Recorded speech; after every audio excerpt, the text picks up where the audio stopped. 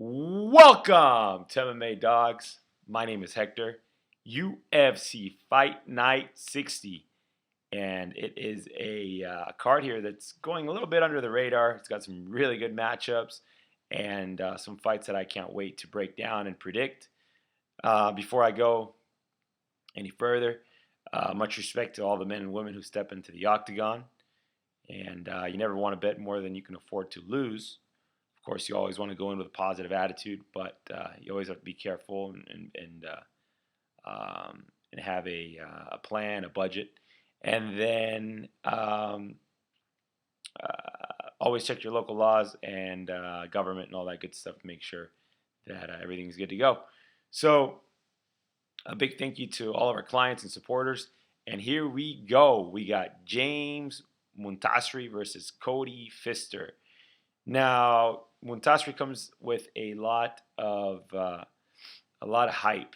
You know, he trains at Black House, trains with, of course, Anderson Silva and Lyoto Machida, and very, very good stand-up, very good striking.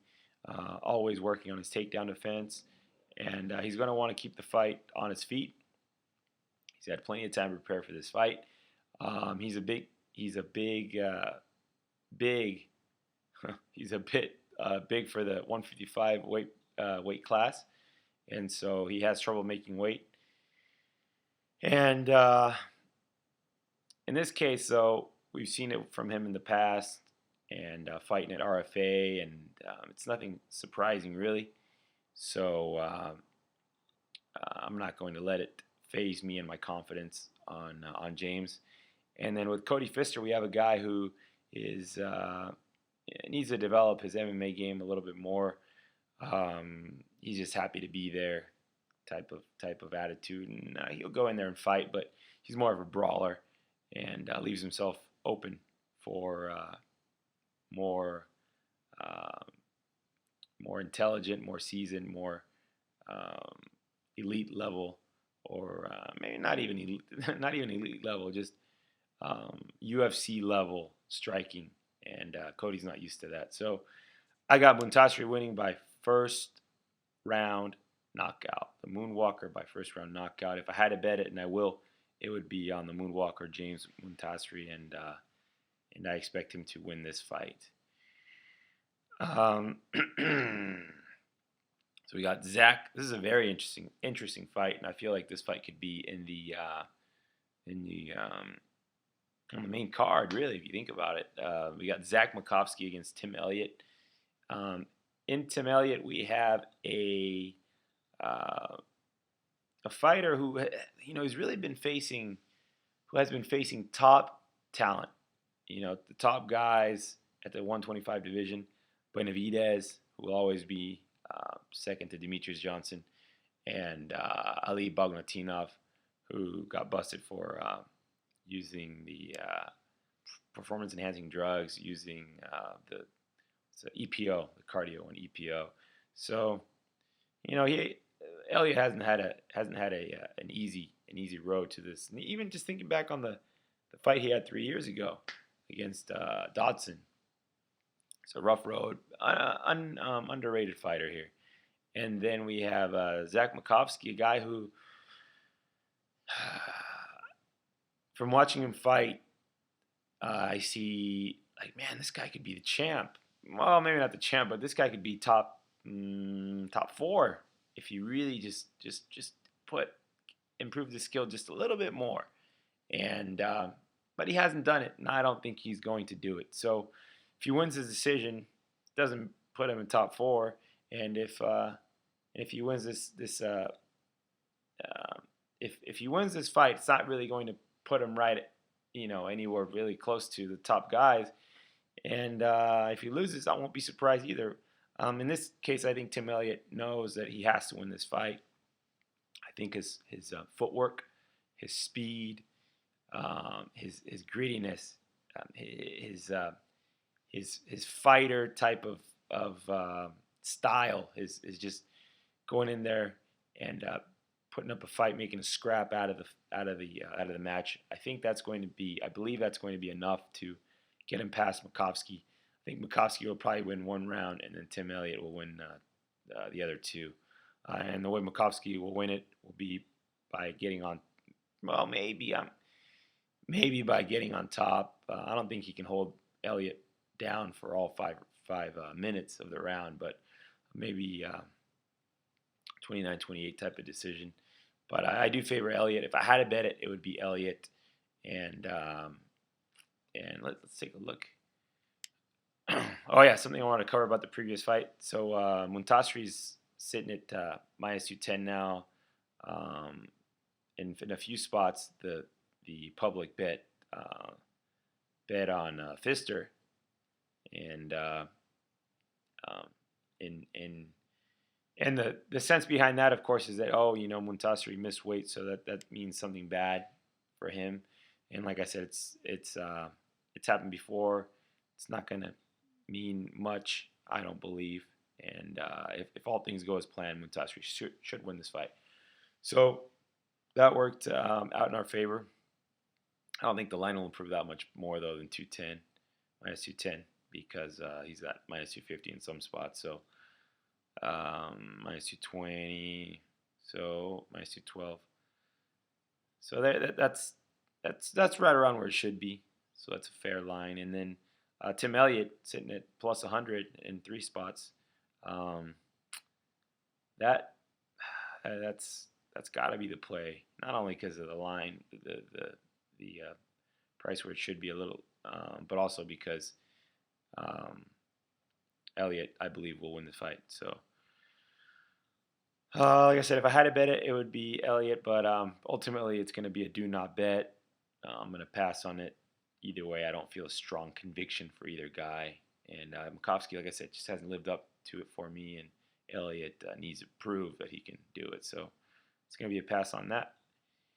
For the next fight, Chaz Skelly versus Jim Ehlers. Now, for this one, Chaz Skelly, man, he is just a scrapper, a wrestler, just with striking better than I would say better than he's been judged upon. Kind of like, he's not much more than a scrapper, than a wrestler, but he's Skelly I believe will show us an even more improved striking game, and we know his wrestling is just top notch. I mean, I feel like he's like a Shane Roller version 2.0, a Shane Roller version maybe 3.0, and I like this fighter. I really feel like Chaz Skelly. He's been cutting weight for a long time, but something's going on with his maybe his endocrine system, hormonal system, but he seems a bit soft and like he could really benefit from maybe an overhaul in diet or sleep or something. But he does enough to win, and like I said, his skills are improving. Working a team takedown, working with those good coaches. You saw Kenny Monday up there with him, and just a good overall fighter. And Jim Ehlers, man, I've been hearing a lot of chatter about Jim Ehlers, and man, I watched his fights, and I am not impressed one bit. I really am not impressed, and so I can't back that guy. He arguably lost his last fight, and I'm just not impressed. I know he's working at ATT, but man, I'm not sold on that guy one bit. So the fight will go to Skelly. It'll be by decision, if not maybe even possibly a finish, a knockout. Ehlers' strike defense is bad, and Skelly, like I said, he could get the knockout. I wonder what the prop is on him by knockout. Not just an interesting thought here. Let's see, Skelly by knockout is plus 1233. My God, so that's very interesting there. Wow, jeez. You know what? I'm gonna go with Skelly by knockout. Say knockout in round. Let me see how it plays out. Goes out there. I was gonna say Skelly by decision, but I think he can get the knockout here. I'll say knockout in round 2. Knockout in round 2. I just see Skelly winning it everywhere on the feet, and even on the ground. Ehlers' jiu-jitsu stuff is very good, but Skelly still Just an expert on the ground. Skelly for the bet and for the pick, and say he shocks everybody by knockout. If not, of course, decision. But either way, Skelly for the win. Efrain Escudero versus Rodrigo de Lima.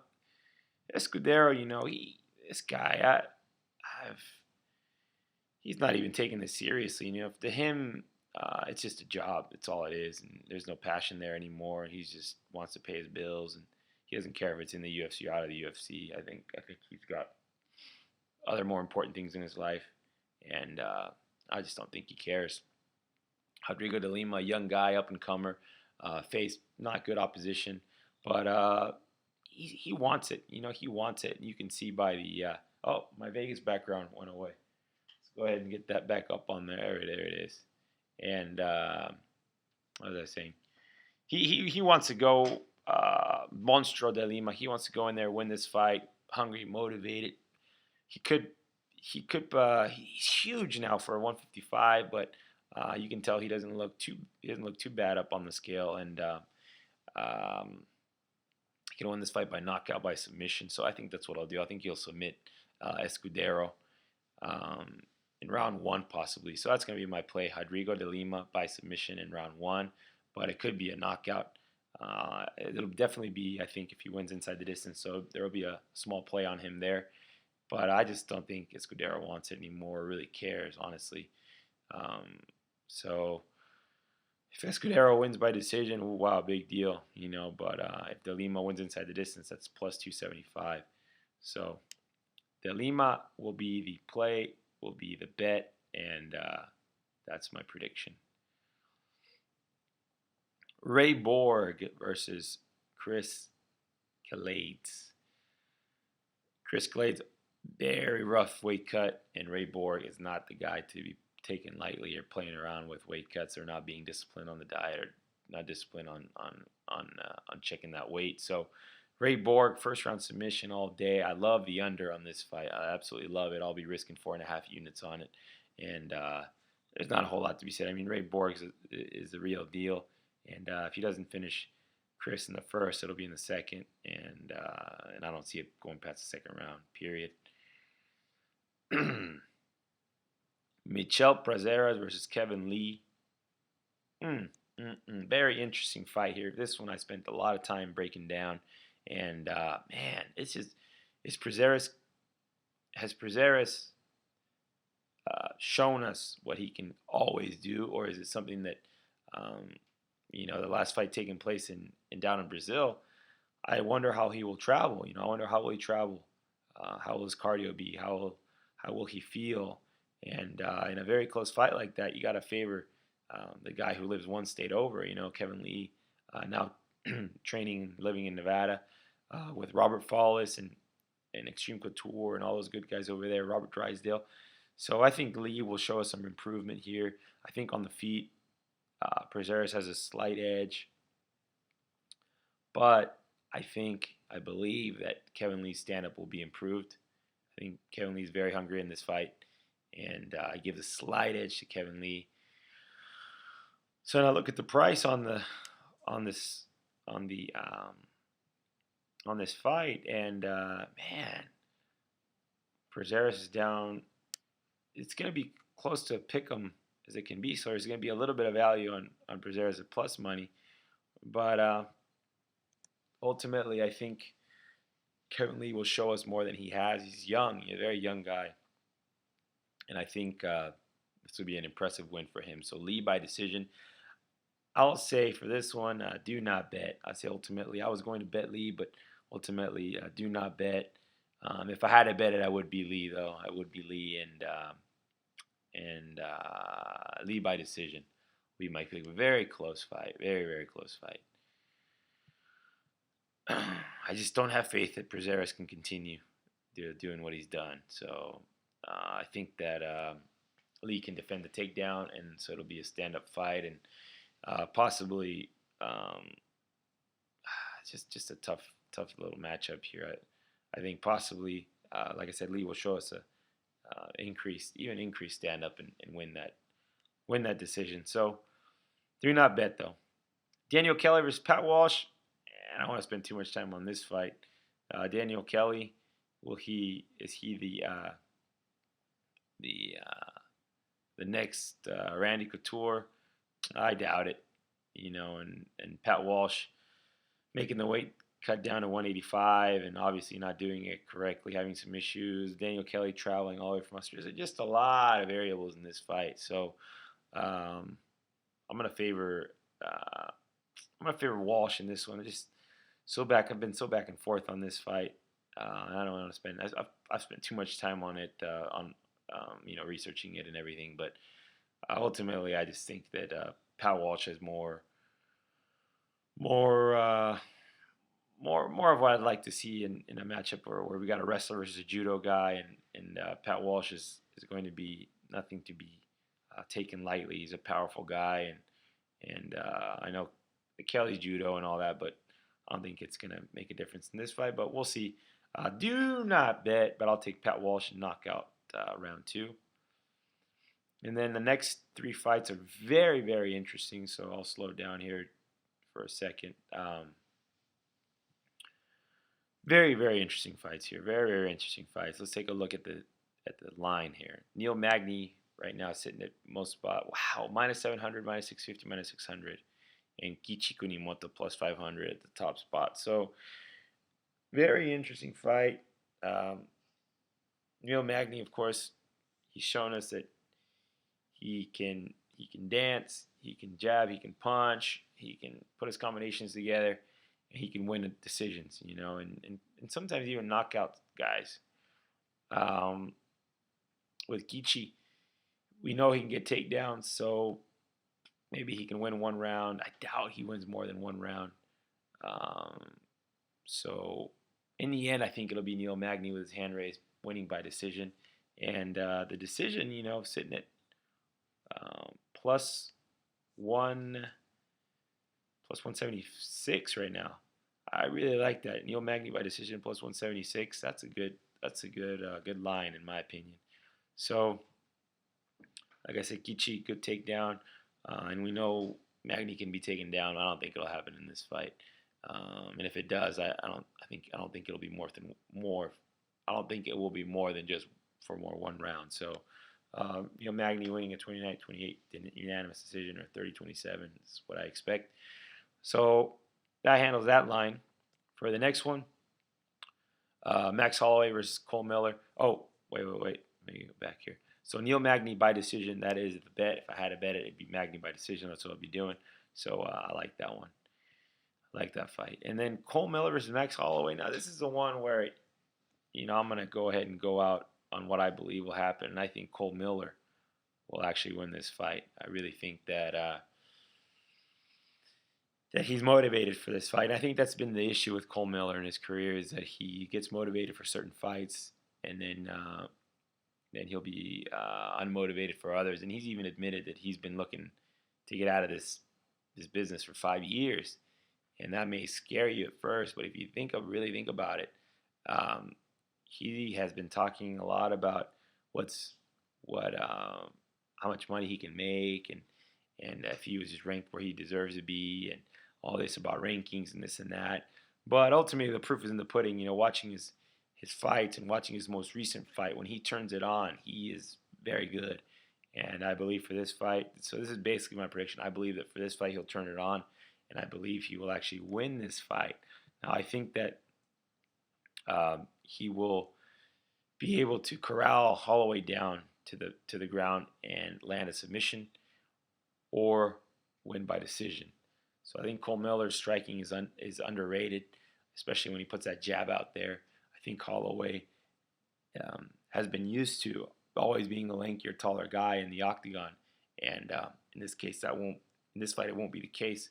Miller's got a reach advantage, so I like Miller in this fight, and so I will be predicting Miller's submission round 2. If that doesn't happen, I believe it'll be a decision for Miller, and the line right now sits at plus 375. I expect it to get even better. And what else was I going to add about this one? With Max Holloway, he is very good, very, very good. But he has shown that he can be beaten. He has shown that he can be outstruck, and on the ground, that he will and can be submitted. So um, that pretty much sums it up. My confidence level on this fight isn't super high, but it's more like a 3-star play, right around the 60% mark. And so I definitely like Miller here. And that'll be my bet, my pick, and that wraps that up. For the next one, the main event, here it is, and it is a very interesting main event. Man, Brandon Thatch, what a sniper. My concern with him, though, is that his level of opposition. His level of opposition hasn't been very high, but that's not his fault. It's his job to go out there and do what he's been doing and do what he does. And I expect him to go out there and take care of business in his hometown, because I would like to think that Ben Henderson can wrestle him for 5 rounds, but at one point that Ben Henderson's gonna engage, and Ben Henderson's gonna go back to old habits. I don't care how much he trains staying away. He's gonna want to exchange, even if it's just for 1 second, 2 seconds, 3 seconds.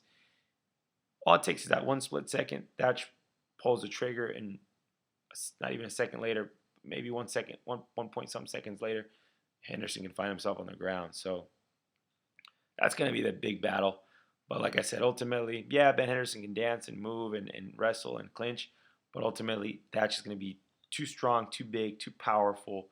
And when they close that gap, those knees and are going to hit Ben Henderson's body, and he's going to go down. So Ben Henderson, it's not like Ben Henderson even wanted Thatch. I mean, the UFC asked him for it to fill in here, and Henderson. Now I'm thinking about it. I don't know if I want to say. I don't know if it's stupidly, but decided to take the fight, and so now he's going to be in trouble here with Thatch, and Thatch first round knockout. I'm not super confident in it. Ultimately, I'm going to pass on betting it, although I'll be watching the line. We'll see where it goes tomorrow night. But I wish it was a fighter in between Henderson and Edwards, or Henderson and Thiago. I mean, man, that's a big jump from bottom of the barrel to top of the food chain. So that's my concern. Otherwise, I'd pull the trigger on it. But if I had to bet it, it would be Thatch. If I had to bet on something, inside the distance, or even just straight up, although I doubt it goes to decision if he wins. But Thatch, first round knockout, that is my pick. So let's go ahead and get to the bets. MMA Dogs UFN 60. Ray Borg versus Chris Calades, under 2.5 rounds, -150. Whew, I love that. That's 4 stars. And the 3-star plays, Neil Magny by decision, +176. James Muntasri, -210. Skelly, -220. And Cole Miller, +375. And like I said, that'll probably get up to +400 or more. So then we got the bets. Ray Borg by, and this is right. Ray Borg versus Chris Calades, under 2.5 rounds. Jeez. -150. 4.5 units to win 3. Boom, there it is. Neil Magny wins by decision, +176. 1 unit to win 1.76. James Muntasri at -210. Skelly at -220. Parlay together, +115. 1 unit to win 1.15. Cole Miller, +375. 1 unit to win 3.75. And that'll go higher tomorrow. But, for tracking purposes, for keeping up to date with all this whole thing, since this is what I'm giving out, that's what we're going to record it as. So that's that. Now, round robin of 2s, 6 parlays at 0.10 units each. So the total bet is 0.60 units, so just a little over half a unit to win 3.38 units. Ray Borg wins inside the distance at minus 157. Cole Miller points handicap plus 3.5 rounds at plus 170.